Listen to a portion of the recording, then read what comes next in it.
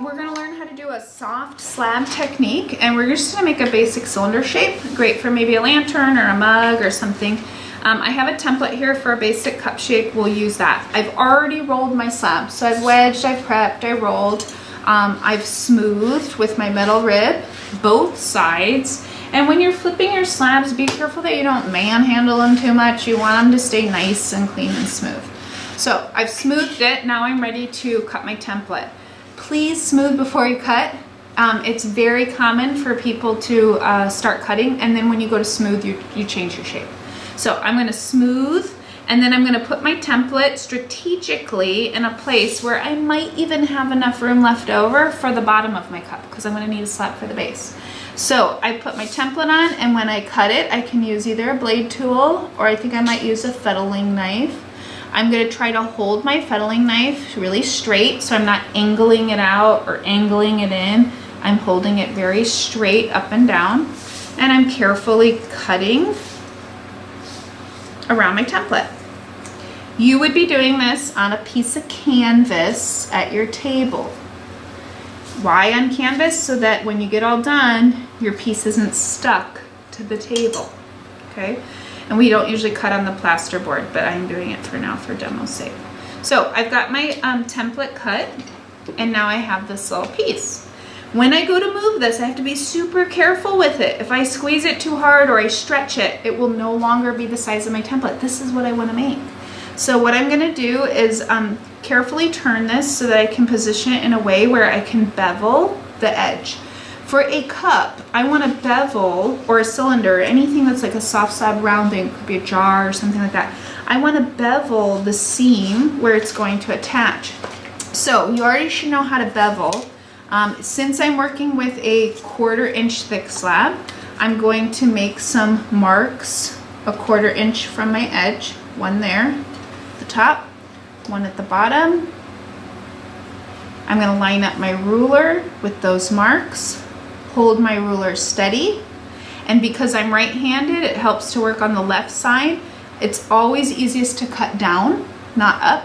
So if I set this on the left side, if I'm right-handed, I can take my blade tool, I'm resting it on the ruler, I'm making sure the tip is poking out at the bottom just a little bit, and I'm going to create that beveled or angled cut edge.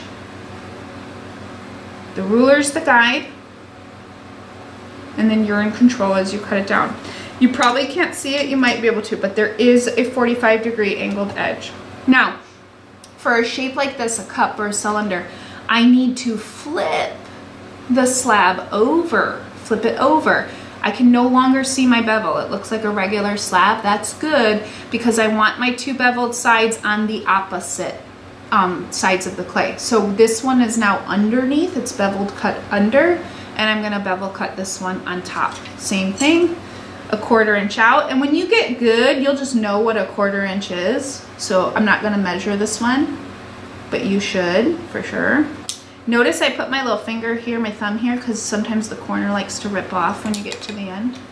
So now I have a piece of clay that is beveled on both sides, although it's beveled on the different top and bottom. Okay, so this one it's underneath, this one's on top. Now, the whole point of a soft slab project is that we're working with this slab while it's still soft. In order to curve it into a cup shape, it has to be soft or it would crack. This is soft and flimsy, but notice it stands on its own. So it'll do more than you think it can. So don't be afraid to stand it up. And I'm gently manipulating that clay into a curve. I don't want to just smash it. I don't want to crack it and crease it, but I'm gently rounding it. And you'll see, hopefully, that your beveled edges should fit together. Okay? The reason we bevel that seam, there's a really good reason we bevel that seam. If we were to connect this seam, if it was just 2 straight cuts and we put it together, slip, score, seal, totally fine. But then when I go to seal it, it might get a little weird and thin, and it's not as strong of a connection as an overlap. So if I take 2 pieces and I overlap them, that's a stronger connection. But when I overlap them like this, it gets double thick. Imagine drinking out of a mug that has this weird spot in the wall where it's double thick. So the beveled edge allows us to create an overlap. The clay's actually overlapping each other, but I'm maintaining the 1/4 inch thickness of the slab that I spent so much time rolling. So that's why we bevel it. It's a stronger connection, it looks better, okay? And in the end, it will hopefully crack less. Anytime we put 2 pieces of clay together, we need to slip, score, seal. So I would slip both pieces, or both ends and sides of the bevel. I would score them.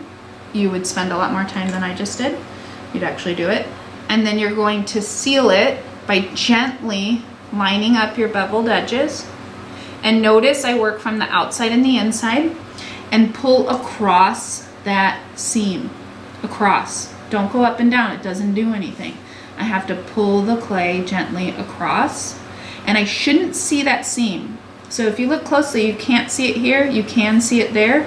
I need to pull more clay across. If my fingers aren't doing the job, try a tool. You gotta problem solve and do what you can to make it work. I should seal the outside, I should seal this top part, and I should also seal the inside. Depending on how tall your template is, I might need to seal here, and then I might need to flip it over and seal from here, but either way I'm sealing it all. And then most importantly is get it the shape you want. So you're not done until you've looked down from the top and you say, wow, that's a perfect circle, that's what I want, right? Or I want an oval, and so it's gonna be more oval shaped, or a square, but make sure it is the shape that you want before you move on to the next step. So that's the basic soft slab technique. Usually we bevel on the 2 different sides of the slab to kind of create this nice overlap. You would spend more time on sealing it. And then your last step, in a case of making a jar, a lantern, a mug, something like that, would be to add the base. So I would take another slab, it would be smooth, and I could just take my piece that I've made, set it on the top, and I encourage you to trace first. So trace around it first, don't just go at it cutting it.